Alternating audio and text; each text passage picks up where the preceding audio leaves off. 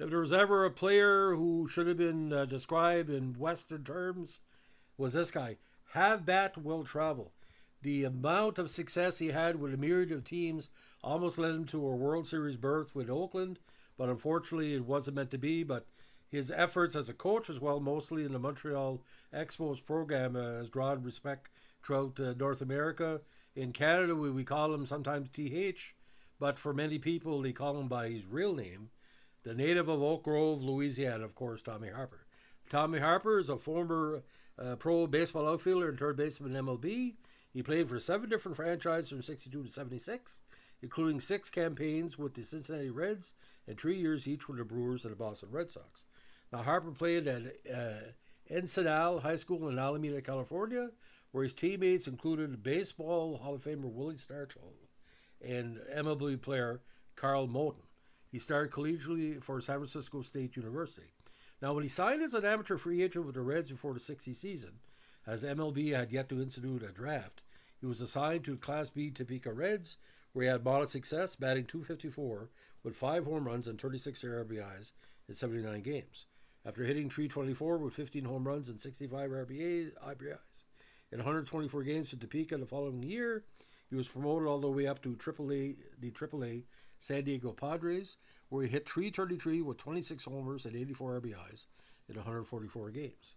Now, Harper's performance earned him a call-up to the Major League club, and he appeared in 6 total games. This cup of water was in '62. He batted .174, 4 for 23 with 1 RBI. In the '63 season, he was a platoon player for the Reds, working mostly as an outfielder. However, '65 was his breakout season, as he became the Reds' starting left fielder and leadoff hitter. He finished the season with an average of .257, 18 home runs, 64 RBIs, 35 stolen bases, and NL leading 126 runs scored in 159 games. He occupied the leadoff role for the next 3 seasons for the Reds, starting at all 3 outfield positions and serving as backup infielder until being unceremoniously traded. Now, on November 21st, '67, he was again traded to the Indians for George Culver, Bob Rodman, and Fred Whitfield. Harper played only 1 season with the Indians, starting mostly in left and right field, and seeing playing time at center and second base as well. In 117 games, he hit .217 with 6 homers and 26 RBIs. Despite his struggles, Harper was drafted by the Seattle Pilots as a 3rd pick in the '68 expansion draft. Some people were surprised he was left unprotected, but he soon became a sensation in Seattle. He was the first player to come to bat in Pilots history when he led off the top of the first against right-hander Jim McLaughlin of the California Angels. In an inaugural at-bat, he was also the first Pilots player to record a hit, doubling to left field and then scoring the Pilots' first run on a homer by Mike Hagan. Harper led the American League with a career-high 73 stolen bases, the most by an American leaguer since Ty Cobb's '96 in 1915, and a mark that still stands today as the Pilots-Brewers record. He also showed his versatility in the field, making over 50 starts at both second and third base, 21 starts in center field, and also seeing playing time at first base, and third base. Now, when the Pilots moved to Milwaukee and changed names the following season, Harper was also the first player to come to bat in Milwaukee Brewers history. On April 7, 1970, he led off the bottom of the first against California Angels right-hander Andy Messerschmidt. He hit a ground ball to third baseman Aurelio Rodriguez, who threw to baseman Jim Spencer for the out. The '70 season was probably the best statistically in Harper's career. He recorded career highs in hits with 175, doubles with 35, home runs with 31, and RBIs in 32 on his way to his lone All-Star game appearance of his career. He also became the first Brewer and just the 5th major leaguer at that point to join the 30-30 club by hitting 31 home runs and stealing 38 bases. He also came in 6th in the AL MVP voting. The second Brewer did not join him in the 30-30 club until the great Ryan Braun accomplished the feat in 2011. Now, this is the big change of pace here. Harper was also part of a 10-player blockbuster deal that changed MLB history, that sent him, Marty Patton, Lou Krause, and minor league outfielder Pat Scrabble to the Red Sox for George Scott, Jim Lonborg, Ken Brett, Billy Canigliaro, Joey LaHood, and Don Pavlich on October 10, '71. Harper became the Sox starting center fielder and leadoff hitter from '72 to '74, playing well enough to earn him votes in the AL MVP voting in '72 and '73. '73 was his best season with the club, as he led the league in stolen bases for the second time in his career, setting an all-time Red Sox mark with 54 until Jacoby Ellsbury broke the record on August 25th, 2009.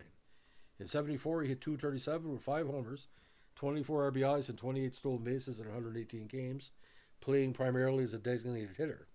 Harper's trade to the Angels for Bob Heiss at their winter meetings on December 2nd, 74 was driven by the Red Sox using its outfielder surplus to address its lack of infielder depth. Now, Harper played only part of the 75 season for California, batting .239 with 3 homers and 31 RBIs in 89 games. The Angels, well on their way to a last-place division finish, sold him for cash to the contending Oakland Athletics on August 13, 75. And here it got freaky. Revitalized by a trade to a contender, he hit .319 in August and September for the A's and became their starting first baseman, also seeing spot duty in the outfield and third base. Harper was also a perfect 7 for 7 in stolen base attempts, and he was a key part in Oakland's AL West title drive that year, not only because of his help with the bat, but also because his versatile fielding allowed the A's to use the aging Billy Williams at DH, where his still powerful bat was useful, and where his play in the field was not a liability. Harper finally saw his first playoff action at age 34 after 14 major league seasons, but was limited to only one plate appearance, a walk, as the A's were swept in 3 by his old team, the Red Sox.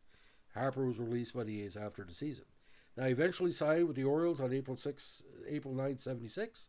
He played sparingly at DH and saw some time as a pinch hitter, batting .234 with a home run and 7 RBIs in 46 games. He was eventually released by Baltimore following the season. Now, in 810 games over 15 seasons, .257 average, 1,609 hits, 972 runs, 256 doubles, 36 triples, 146 home runs, 567 RBIs, 408 stolen bases, 753 bases on balls, over 1,000 strikeouts, a .338 on-base percentage, and a .379 slugging percentage. Defensively, he recorded a .973 fielding percentage. He played first, second, third, and all 3 outfield positions in his major league career. Now, when he served as a coach for the Red Sox, 80 to 84 and 2002, but he was most well known as a coach with the Expos for the full 1990s tenure, 90 to 99.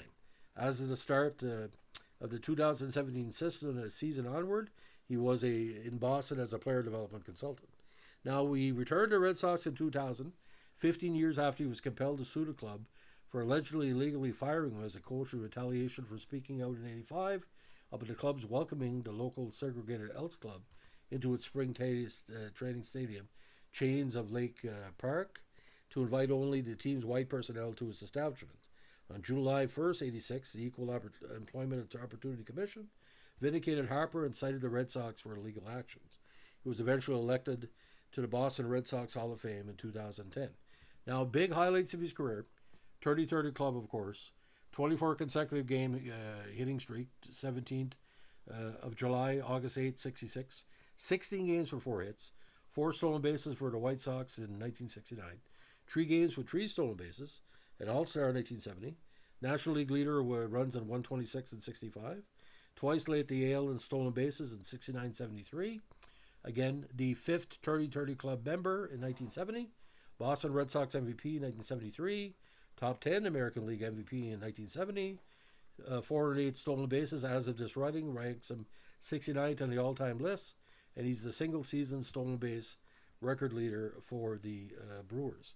So, again, he was mostly Boston's first base coach for that decade, and also like a big time with the Expos. Now, best season again statistically, let's look at 70 again. 154 games, 179 hits, 35 doubles, 4 triples, 31 home runs, 82 RBIs, 77 bases on ball, 25 stolen bases with only 3 caught stealing, 258, and he was an MVP, 6th place that year in the vote. So if you look at a full season, you're looking at a 15-50 guy with a 260 average. But Harper, like I said, a very, very jovial guy, nice looking. The fans loved him because, a handsome guy, knew what he was doing. But it'd be interesting to see if he would have played with the Oakland Athletics or the Yankees, because it seemed like Boston was a good fit, the AL East teams as well.